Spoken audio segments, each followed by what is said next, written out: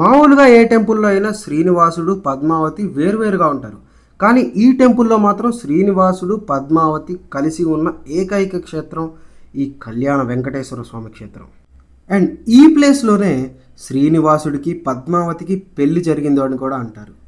And ఆ పెళ్ళికి ఆనవాళ్ళు కూడా ఈ టెంపుల్లో అయితే ఉన్నాయి. సో పదండి చూసేద్దాం.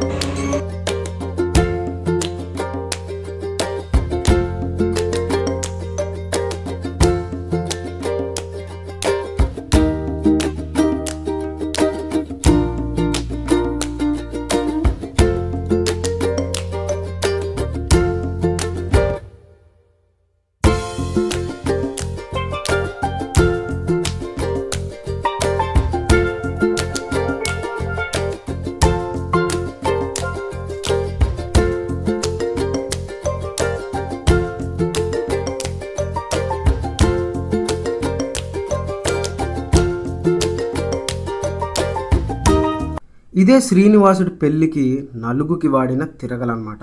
10 మంది తిప్పినా తిప్పలేనంత పెద్దగా ఉంది కదా.